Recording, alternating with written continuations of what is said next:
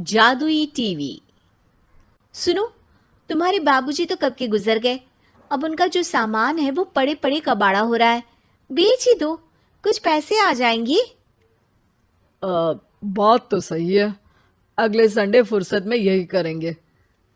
अगले संडे रोहित सारा सामान कबाड़ी को घर बुला के दे देता है। दोस्तों, हमें उम्मीद है कि आपको हमारी ये कहानी पसंद आई होगी। कृपया हमारे चैनल को सब्सक्राइब करें और सभी अपडेट्स के लिए बेल आइकन जरूर दबाएं। और हाँ, वीडियो लाइक और शेयर करना मत भूलिएगा। Bye bye. तभी उसकी नजर बाबूजी की पुरानी टीवी पर जाती है, जो इतने सालों तक कूड़े में पड़ी थी, फिर भी चमचमा रही थी।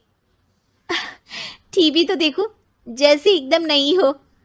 हाँ, बाबूजी को टीवी देखना बहुत पसंद था। उनका सपना था कि वो टीवी पे आए।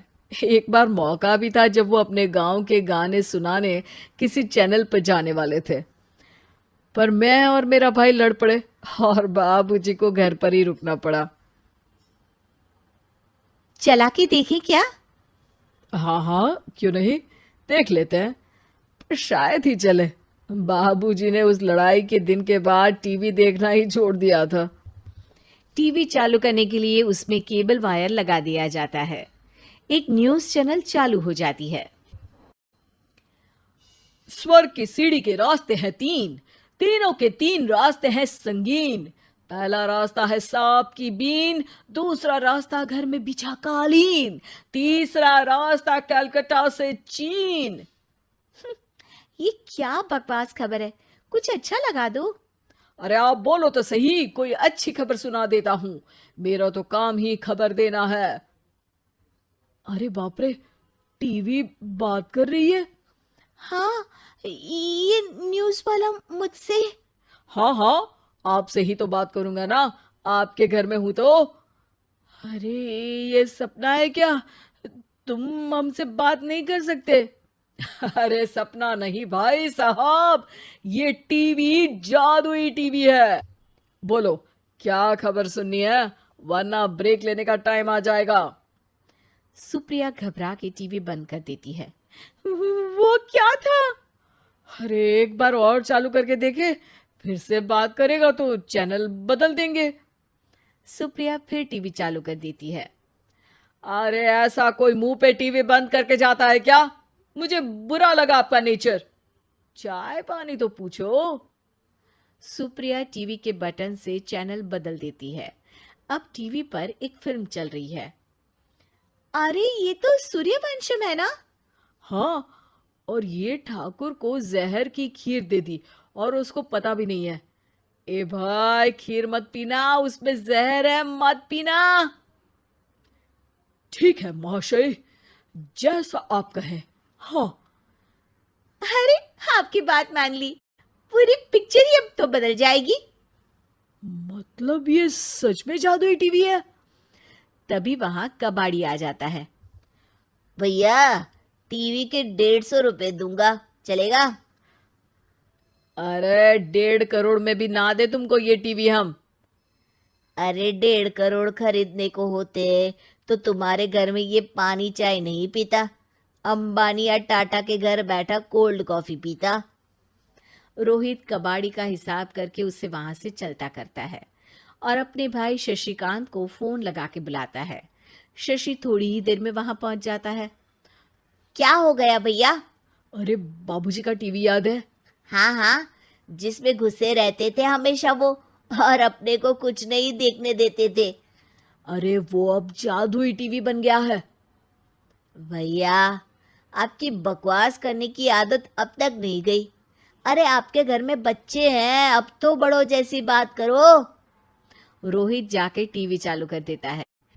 टीवी पर एक जादू का शो हो रहा है जिसमें एक जादूगर है। अब मैं अपनी टोपी में से कबूतर निकालूंगा। श्रिंग ब्रिंग शरिंग बम फोपा फुफी फुफा पाउ। टीवी से कबूतर निकलता है और शशिकांत के सर पर आकर बैठ जाता है। भैया, ये क्या हो रहा है? भैया, इसे उड़ाओ। ए कबूतर, जा जा, कबूतर चल निकल।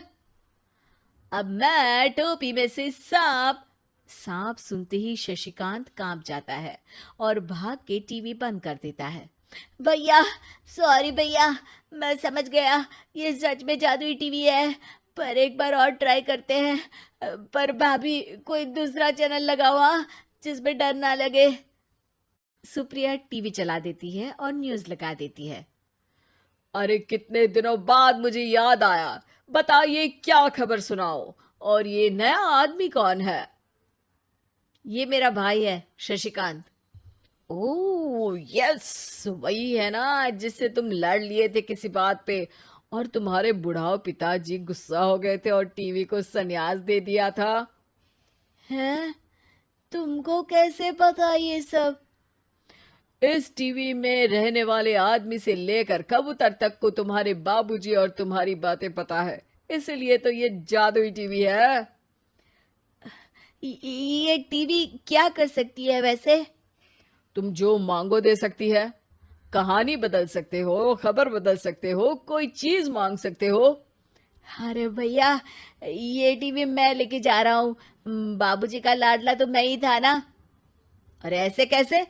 मैं बड़ा बेटा था, अब तक मेरे घर में टीवी थी ना। अब तक कहाँ गए थे पिताजी के लाडले? तुम्हारी गलती का एहसास भी है। अरे भैया, ज्यादा ना बोलो वरना भूल गए आपके दांत तोड़ दिए थे मैंने उस लड़ाई में। मेरी बीवी के सामने मेरी बेइज्जती करता है, रुक। दोनों भाई हाथापाई पे उतर जाते हैं। रुक, बताता हूं तुझे कि कौन बड़ा है। अरे छोटे का दम तो देख लीजिए आप। ये खबर आपके बाबूजी को देता हूं। तभी टीवी अचानक बंद हो जाता है। अरे, शायद टीवी नाराज हो गया। और लड़ लो, आए बड़े खली बनने। टीवी से एक तेज रोशनी निकलती है और टीवी में बाबूजी दिखाई देते हैं। बाबूजी, आप? इतना चकरा क्यों रहा है? अपने बाप को नहीं पहचानता क्या? ये तो ऐसा ही है बाबूजी। प्रणाम बाबूजी।